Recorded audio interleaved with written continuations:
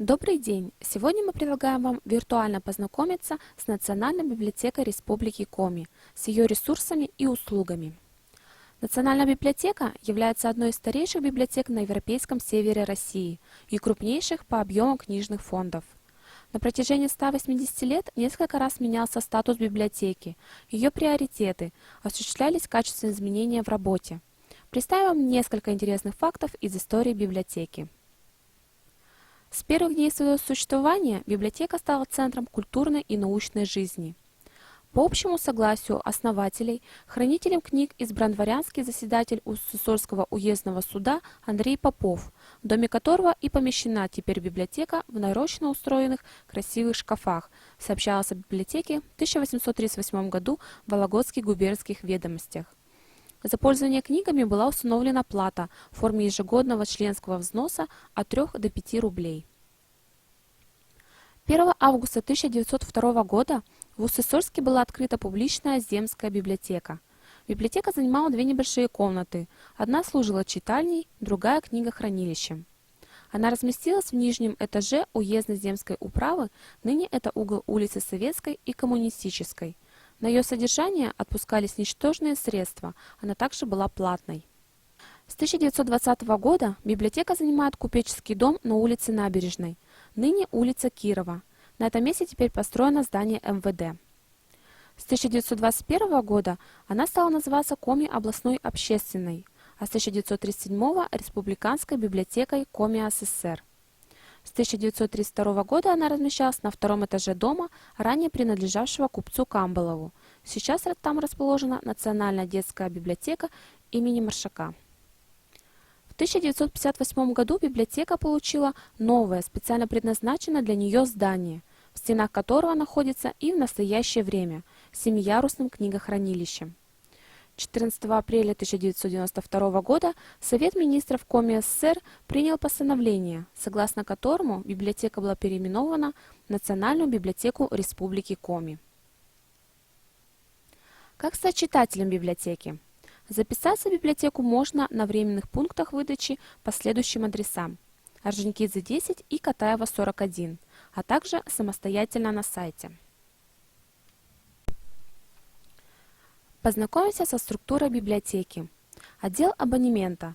В нем вы найдете художественную литературу и популярную отраслевую, например, книги по психологии, медицине, истории и так далее. Кроме этого, отдел предоставляет доступ к библиотеке электронных книг Литрес. Отдел литературы на иностранных языках.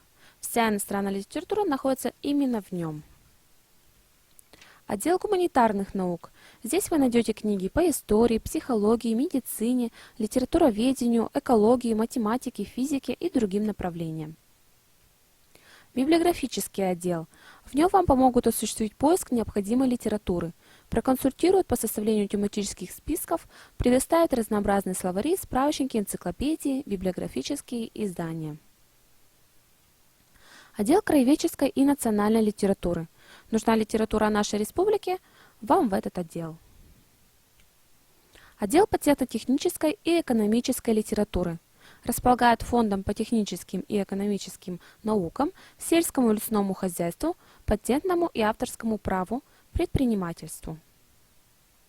Отдел автоматизации и электронного обслуживания. Предоставит доступ к электронным ресурсам библиотеки. КИБО – комплекс информационно-библиотечного обслуживания. Это библиотека на колесах, которая обслуживает читателей вне стен библиотеки. Сектор редкой книги. Это региональный центр по работе с книжными памятниками. Сектор периодических изданий. В нем находится российская и региональная пресса. МБА – межбиблиотечный абонемент. Даст вам возможность заказать книгу или статью из российских библиотек. Отдел основного хранения фондов. В нем представлен самый крупный массив книг и периодических изданий по различным направлениям. Кроме этого, есть внутренние отделы, отдел комплектования и каталогизации и научно-аналитический. В библиотеке есть также свой музей книжной культуры. При библиотеке функционирует 5 информационных центров. Информационно-маркетинговый центр предпринимательства оказывает информационно-консультационное обслуживание субъектов малого и среднего предпринимательства, а также граждан, желающих начать свое дело. Информационно-ресурсный центр по экологическому просвещению оказывает информационную и консультационную поддержку по вопросам экологии заинтересованным гражданам, предоставляя доступ к информации экологической направленности. Центр поддержки технологий и инноваций предоставляет доступ к высококачественной технической информации и помогает в обеспечении охраны прав на объекты интеллектуальной собственности. Региональный центр президентской библиотеки предоставляет доступ к электронным ресурсам президентской библиотеки имени Бориса Николаевича Ельцина. Центр правовой информации предоставляет свободный доступ к правовой информации на основе современных технологий. Теперь обратимся к услугам библиотеки. Они подразделены у нас на платные и бесплатные. К бесплатным относятся: первое. Предоставление во временное пользование документов из фондов библиотеки. Вы можете взять нужную книгу домой, при необходимости можно продлевать срок пользования. Кроме этого, для вас работает читальный зал, где имеются компьютеризованные места для работы. Благодаря этому вам становятся доступны электронные библиотеки и полнотекстовые базы данных, с которыми наша библиотека заключила договор. Одна из возможностей продления срока пользования книгой – самостоятельное продление на сайте. Второе. Справочная и консультационная помощь при поиске и выборе источников. Наши сотрудники окажут помощь при поиске, проконсультируют, как ввести его в электронном каталоге, а также в удаленных полнотекстовых базах данных. Третье. Выполнение адресных, уточняющих, фактографических и тематических справок. Специалисты попробуют ответить на все ваши вопросы, уточнять необходимые сведения о книге, подберут список литературы по интересующей теме. В рамках виртуальной справки специалисты библиотеки могут также ответить на любой вопрос дистанционно. Четвертое. Организация и проведение культурно-досуговых, научно-популярных и образовательных массовых мероприятий. Вы можете посетить не только наши интерактивные занятия, беседы, лекции, мастер-классы, клубные заседания, но и также предложить свою идею и формат мероприятия. Список мероприятий, которые по заказу могут провести специалисты библиотеки для организованных групп, вы также можете посмотреть на нашем сайте. Пятое. Предоставление консультаций индивидуальным предпринимателям по вопросам законодательства и государственной поддержки. Мы перечислили только основные бесплатные услуги, с перечнем же всех услуг вы можете ознакомиться на сайте. К платным услугам относятся следующие. Первое. Услуги межбиблиотечного абонемента и электронной доставки документов. Если у нас и в близлежащих библиотеках не нашлось необходимой литературы, мы можем заказать ее вам из федеральных и региональных библиотек России. Второе. Составление тематических списков литературы для научно-исследовательских работ, в том числе и на иностранных языках. Также мы занимаемся редактированием библиографических записей готовых списков в соответствии с ГОСТом. Третье. Оформление декларации на налоговый вычет. Социальный – лечение, обучение, продажа автомобиля, продажа квартиры, страхование жизни. И имущественный – при покупке недвижимости. Четвертое. Оформление заявочных документов на изобретение, полезные модели и промышленный образец, а также оформление заявки на товарный знак. Пятое. Услуги полиграфии – печать, ксерокопирование, сканирование, ламинирование, брошюрование и так далее.